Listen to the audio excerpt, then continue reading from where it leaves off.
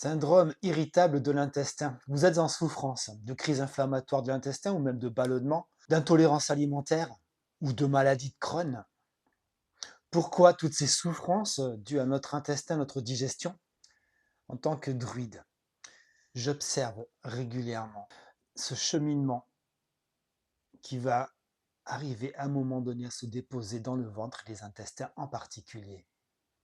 J'ai eu l'occasion, dans mes expériences personnelles, mais également dans mes consultations régulières, de pouvoir observer ces énergies de méfiance, de contrôle, de peur, qui vont à un moment donné cheminer jusqu'à s'installer dans les intestins. Ces émotions de fermeture qui, à un moment donné, commencent à contracter certains organes, notamment celui-ci, à partir du moment où tout se dépose dans les intestins. Donc cette observation des fermetures m'amène à vous parler de trois informations. La première information est le péripersonal space, en anglais, le PPS, qui est en fait l'espace vital que nous avons autour de nous, dans lequel nous percevons.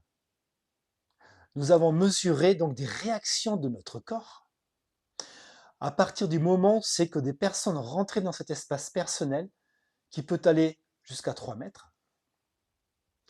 Et cet espace donc où nous avons mesuré les réactions électriques du corps ont pu faire voir à quel point nous pouvions donc recevoir des informations sans passer par nos 5 sens qui sont la vue, l'ouïe, le ressenti, l'odeur, le goût.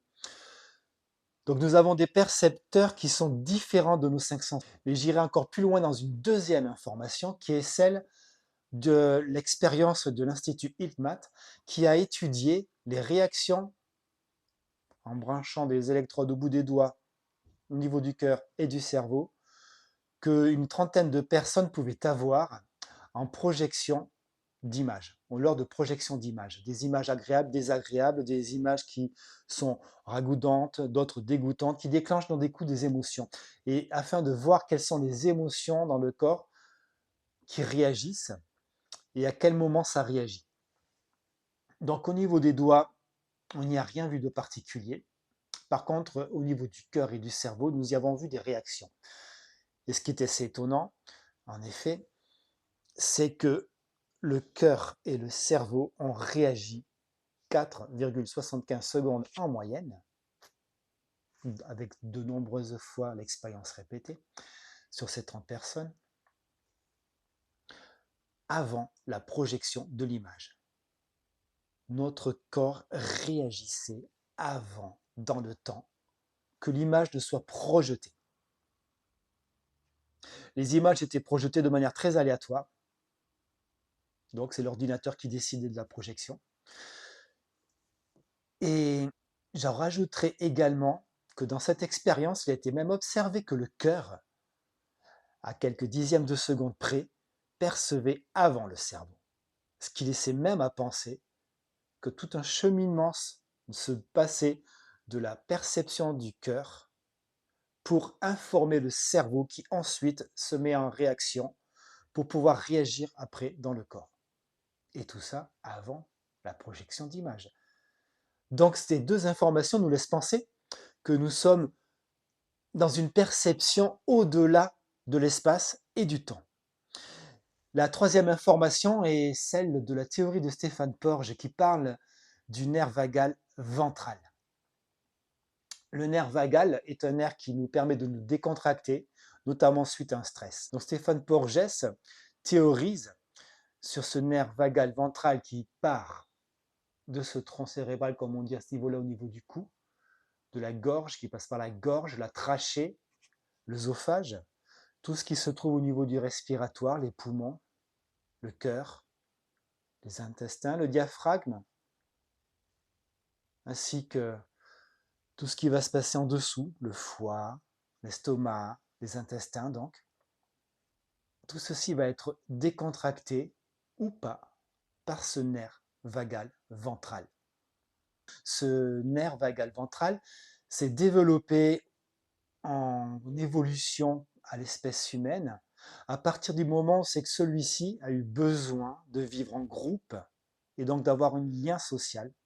C'est pour ça que nous appelons ce nerf vagal ventral le nerf vagal du lien social, qui permet donc de pouvoir s'ouvrir et pouvoir vivre dans un groupe, en confiance. Quand ce nerf vagal ventral se passe très bien, se décontracte et fait bien son travail, nous avons tout un système qui nous permet donc au cœur de pouvoir sécréter ce qu'on appelle l'hormone de l'amour, l'hormone de l'ocytocine, qui va permettre donc d'avoir un lien plus proche donc de ses enfants, de son clan, de sa famille.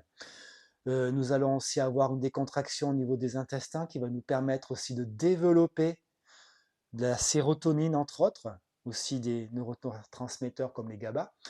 Et ces deux neurotransmetteurs, notamment la sérotonine, produit à 90% au moins par les intestins, vont sécréter une information dans tout le corps qui va nous rendre très sereins et qui de là, un cercle vertueux peut s'installer pour de cette sérénité nous ouvrir encore plus et nous décontracter encore plus au niveau donc de ce nerf vagal ventral, afin de pouvoir vivre socialement et ne pas avoir à se méfier des groupes dans lesquels nous sommes. Quand nous sommes en méfiance, par contre, c'est le contraire qui va se passer, et notamment au niveau des intestins. Et tout se stocke au niveau des intestins, dans cette crispation, dans cette contrôle, dans cette contraction. J'avais un professeur dans mes études de la médecine des plantes, un médecin phytothérapeute entre autres, qui répétait régulièrement dans ses cours qu'il valait souvent mieux manger tout ce qu'on condamne dans l'alimentation, comme un bon cassoulet avec des haricots bien lourds à digérer, avec du vin, mais surtout avec des gens qui rigolent et qui sont dans une joie, une belle humeur de vie, plutôt que de manger bio, de manger correctement, de manger de manière très sélective avec des personnes qui étaient stressées à la moindre idée d'ingérer quelque chose et qui étaient stressées par eux-mêmes dans leur comportement. Ceci pour bien expliquer que l'un des premiers symptômes au stress est dans la digestion. Que l'une des premières causes est la façon dont on prend et qu'on ingère les informations. Et l'alimentation fait partie des informations que nous percevons. Et la façon dont nous l'ingérons est très importante. Mais au-delà de ça, il n'est pas évident, notamment aujourd'hui, d'arriver à ne pas juger ce que nous ingérons. Nous savons effectivement tout ce qui se passe au niveau de la malbouffe et autres. Donc il est assez dur de ne pas arriver à juger tout ça. Et ce qui nous amène de plus en plus à des intolérances alimentaires en particulier. Mais il y a aussi d'autres maladies également au niveau des intestins que l'intolérance alimentaire. Donc je vais vous proposer aussi 3 solutions qui peuvent être assez intéressantes comme ça à faire chez vous. La première est plutôt biochimique puisqu'il parle de plantes, ça parle de plantes. Et ces plantes médicinales sont l'angélique. L'angélique en particulier, qui est une plante très locale, une plante dont on va utiliser les racines, et qui va permettre à l'intestin de se décontracter pour provoquer un cercle vertueux par la suite. Nous avons aussi une deuxième plante qui est plus exotique, qui est l'ashwagandha, qui va avoir un tropisme, donc quelque chose de particulier pour l'intestin, mais surtout sur le système nerveux en particulier aussi. Et ces plantes, évidemment, ne sont pas à consommer tous les jours, tout le temps. Je conseille, au bout de 3 semaines, de faire une semaine sans plantes du tout, afin que votre corps ne s'accoutume pas à ces plantes-là.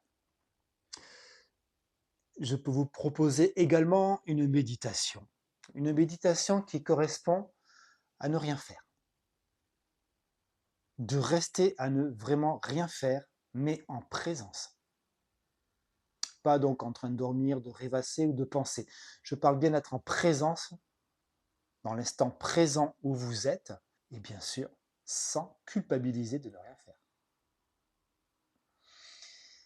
Je vous propose aussi une troisième solution qui correspond à attirer votre attention dans une méditation que vous pouvez vous auto-guider, qui va aller donc de ce nerf vague qui commence au niveau du tronc cérébral de la gorge, en particulier de la trachée, ainsi que de l'œsophage, par les poumons, le cœur, le diaphragme, l'intestin, en passant bien sûr par tout le système digestif comme l'estomac et le foie.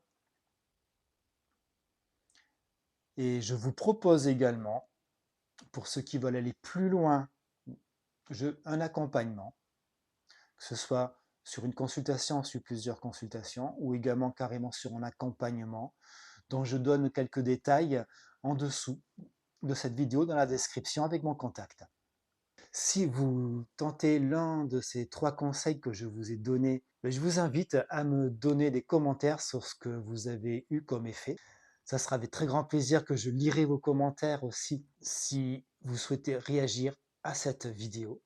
Comment la ressentez-vous? Comment ces informations vous parlent? Merci. Et si cette vidéo vous a plu, eh bien je vous invite à liker, partager et vous abonner à la chaîne également aussi. Merci.